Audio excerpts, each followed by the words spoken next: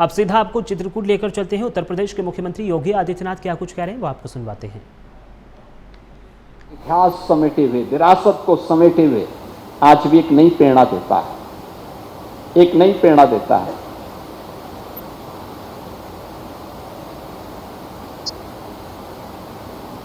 आज भी चित्रकूट की ये महिमा देश और दुनिया उसी रूप में लेती है। विकास के साथ जोड़ने का काम सरकार का है, सरकार उस कार्यक्रम के साथ जुड़ती है, उस अभियान को आगे बढ़ाने का काम करती है। आप सोचिए ना, यहां पे अगर संत तुलसीदास जी का जन्म इस राजापुर गांव में नहीं हुआ होता, इस आज एक कस्बा टाउन एरिया हो गई है, लेकिन अगर यहां नहीं होता तो यहां पे क्या ये पूज्य संतों का दर्शन हो पाता? क्या हम लोग आ पाते? तो राजापुर का सौभाग्य है। इसको आगे बढ़ाने के लिए हम सब भी प्राणपण से जुटे हैं। मैं देख रहा था कितना उत्साह लोगों के बीच में, पूरा कस्बा सड़कों पर है, उत्साह और उमंग का एक नया माहौल है। और जो पूज्य बापू ने तय किया है कि तुलसी जयंती के कार्यक्रम राजापुर में आज इस बार उन्होंने किया। राजापुर में इससे पहले भी उन्होंने उन विभूतियों को आमंत्रित किया, जितने भी हमारे व्यास हैं उन सबको सम्मान करने का काम किया है। विरासत आगे बढ़ाने का काम एक नई प्रेरणा है। उन्होंने इस बात को कहा, इसमें प्रयागराज में भी कथा होगी, अयोध्या धाम में होगी, काशी में होगी। लोग राम नाम का स्मरण करते हुए अपने जन्म और जीवन को धन्य करेंगे। इस विश्वास के साथ मैं यहां पर जिन कथा व्यास को और जिन राम कथा के मर्मज्ञों को यहां पर तुलसी अवार्ड से और रत्नावली अवार्ड से सम्मानित किया गया है, उन सब का हृदय से अभिनंदन करता हूं, उन्हें बधाई देता हूं कि इस वर्ष ये सम्मान उनके पक्ष में गया है। ये सनातन धर्म के प्रति उनकी सेवाओं का सम्मान है और ये सम्मान देकर के पूज्य बापू के द्वारा सनातन धर्म के प्रति अपने उत्तरदायित्वों का निर्वहन करते हुए उसे सम्मानित करने का काम किया जा रहा है। आने वाली पीढ़ी के लिए एक नई प्रेरणा प्रस्तुत की जा रही है। मैं इस अवसर पर इन सब का अभिनंदन करता हूं, पूज्य बापू का हृदय से अभिनंदन करता हूं और आप सबके प्रति भी हृदय से अभिनंदन करते हुए आप सबका मैं स्वागत करता हूं कि आप भी यहां पर सैकड़ों की संख्या में हमारे कथा व्यास देश के कोने कोने से यहां पर पहुंचे हैं, भक्तजन कोने कोने से पहुंचे हैं। आप सबकी उपस्थिति एक नई प्रेरणा का स्रोत है। मैं आप सबका इस उत्तर प्रदेश की पावन धरा पर जिसे अन्य अनेक दिव्य विभूतियों को जन्म देने का सौभाग्य प्राप्त है, इस पावन धरा में यहां पर चित्रकूट की इस पावन धरा पर जहां पर तुलसीदास जी को भी और त्रिकालदर्शी ऋषि वाल्मीकि जी की को भी जिस धरती ने दिया है, उन इस पावन धरा पर आप सभी का मैं एक बार फिर से हृदय से स्वागत और अभिनंदन करते हुए अपनी वाणी को यहीं पे विराम देता हूं। जय जय श्री राम।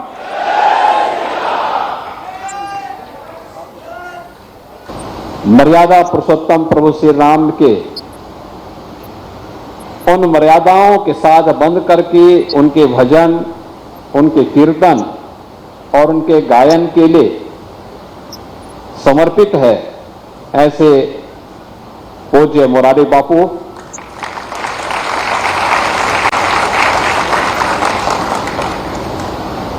जगत गुरु विष्णु स्वामी संप्रदायाचार्य पूज्य स्वामी संतोषाचार्य जी महाराज, सतवा बाबा, उत्तर प्रदेश सरकार में मंत्रिमंडल के मेरे सहयोगी और जिनको मैं विशेष रूप से आज यहां लेके आया हूं कि राजापुर के घाट में और अच्छा सुंदरीकरण और रिवर फ्रंट बनाया जा सके, ऐसे श्री स्वतंत्र देव सिंह जी, यहां के इस जनपद के प्रभारी मंत्री श्री मनोहर लाल मुन्नो कोरोई जी,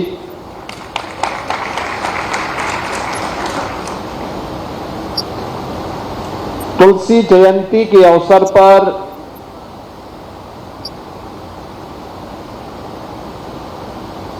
उन विद्वानों को जिन्होंने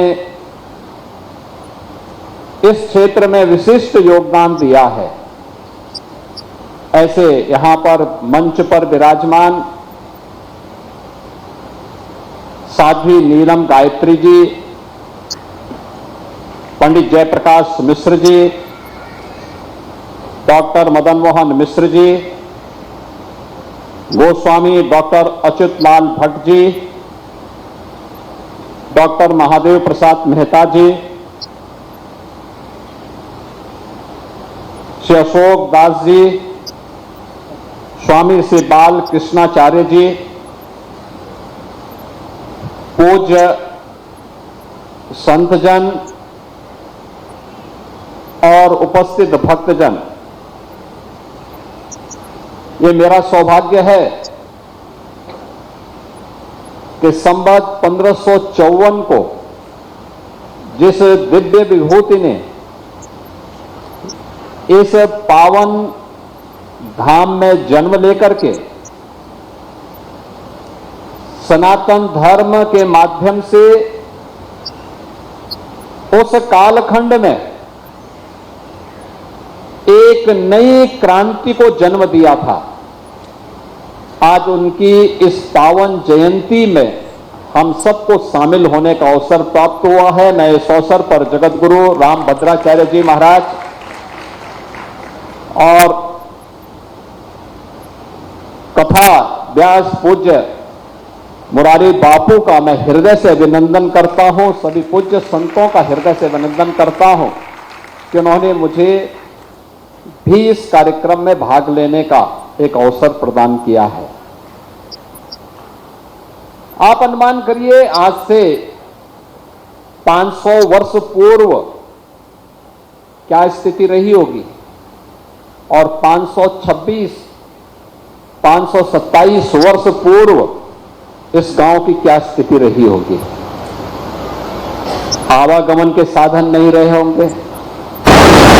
अभाव से क्षेत्र वर्षित रहा होगा और उन स्थितियों में एक दिव्य विभूति यहां पे एक सामान्य धर्मपरायण ब्राह्मण परिवार में जन्म लेकर के अपने आप को बचपन में ही मां बाप के साया से वंचित होकर के अपने आप को प्रभु श्री राम के श्री चरणों में समर्पित करता है और उन्होंने जो कुछ भी इसके उपरांत किया वह किसी से छुपा हुआ नहीं है। समय कौन सा है? एक होता है सामान्य रूप से हम लोगों के बीच में मान्यता क्या होती है, हमें मानते हैं बहुत बार हमारी एक मान्यता होती है कि देश के अंदर बहुत सारे पंथ और उपासना विधियां किसी राजा के द्वारा या किसी ऐसे आश्रय में बढ़कर के फली फूली हैं जिसका हम कभी कभी कुछ वर्चस्व देखते हैं, लेकिन उसके ठीक विपरीत अकबर का कालखंड है। अकबर के 9 रत्नों में शामिल होने के लिए एक होड़ लगी है, लेकिन उससे इतर इस गांव में जन्म लेने वाला एक दिव्य विभूति राम गोला के नाम पर उन्होंने कहा, नहीं, ये मेरी वृत्ति नहीं है कि मैं किसी दरबारी कवि बनकर के और किसी विदेशी आक्रांता के शरण में जाकर के अपनी वृत्ति को आगे बढ़ाऊं। बल्कि उन्होंने कहा नहीं, मैं तो